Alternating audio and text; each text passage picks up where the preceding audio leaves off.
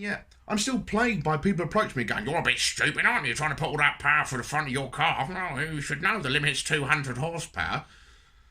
Oh, cheers, mate. Thanks for that. Yeah, that's fantastic. I've wasted 2.5 years building a car that I can't drive, eh?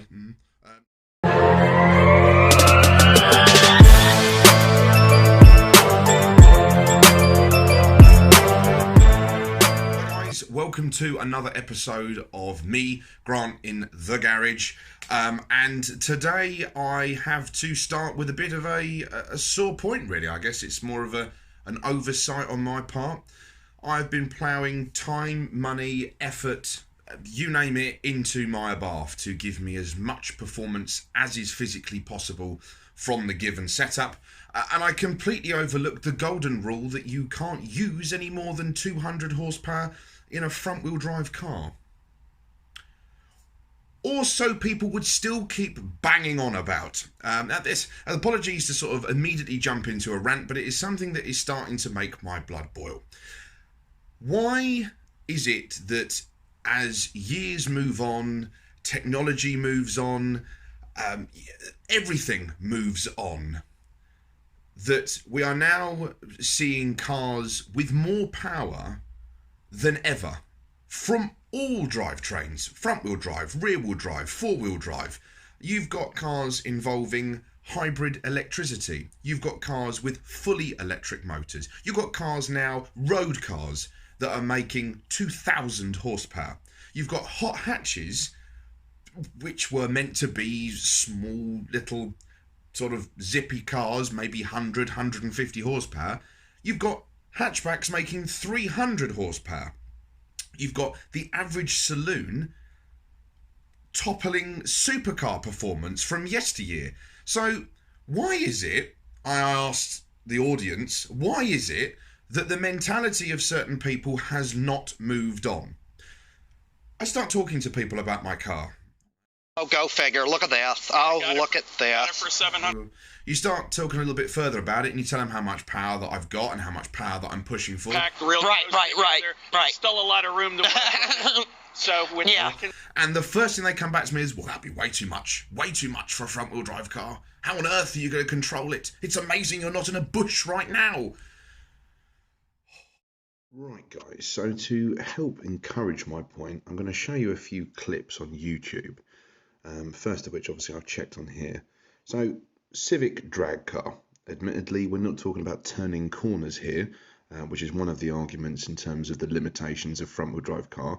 However, there are plenty of people that will argue that for, grip bias and for actually laying down power, that front-wheel drive, again, is an issue. As you can see, this one here, recently set, world record, is 1,850 horsepower. It's a 2-litre Honda Civic engine. If you look at the one just above it, that's the same car. It did 215 miles an hour in 7 seconds. And that's probably worth watching. Right, so what you will notice is that this is going to be the initial clip on here, just to encourage my point somewhat, is from a dig, from a standstill, here it goes. You notice there is actually no wheel spin there. And what do you know? It's beaten a rear-wheel drive car. So I think it's probably safe to say that certainly in a straight line, there is no limitation to front-wheel drive power. And there it goes again. Yes, they pick up a little bit slower. It doesn't seem to be holding it. My point somewhat further. Obviously, there's probably people sitting there saying, yes, it's all well and good showing as a drag Civic. However, one of the main functions of the front wheels is, of course, to turn. There is no turning in a drag race. Yes, you would be very astute to think that. However, this is what I wanted to focus on. So, exactly what I was hoping I would find when I typed it in. So, the Mark II Focus RS was famous when it first came out for having Revo knuckle suspension, or Revo knuckle joint, should I say, sorry.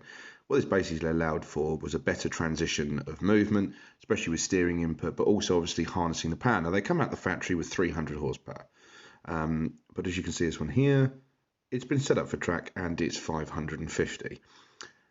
It does not say that the guy died filming this. and I would say, be fairly confident in saying, without even seeing the video, that indeed this will be quite a good watch. And what do you know? Look, there you go. He's accelerating down a straight. Let's make sure he makes the turn.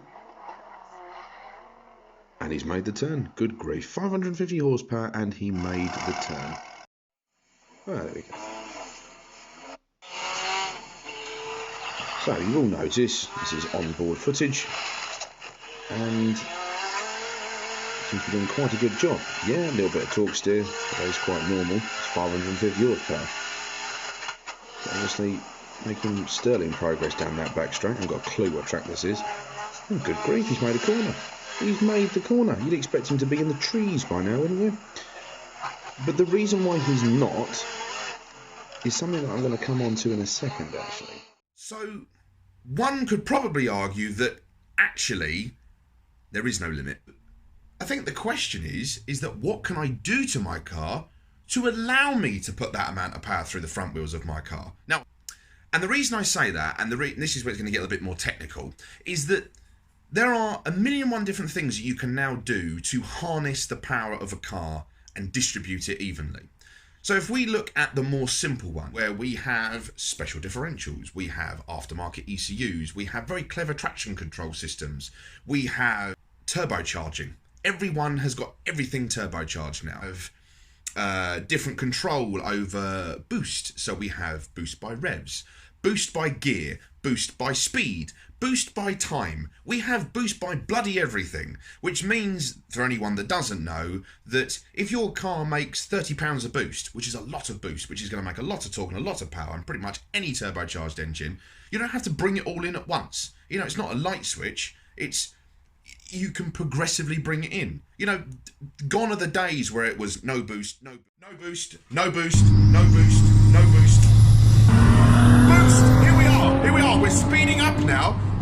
That doesn't happen anymore. You bring in boost. So at 3,000 RPM, you might have 5, 6, 7, 8 psi.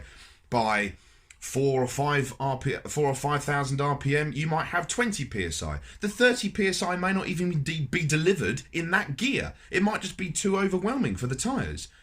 But we've now got the option to do all of this, which ultimately means that your car can make a peak figure of 2,000 horsepower or 300 horsepower or 500 horsepower. It doesn't really matter.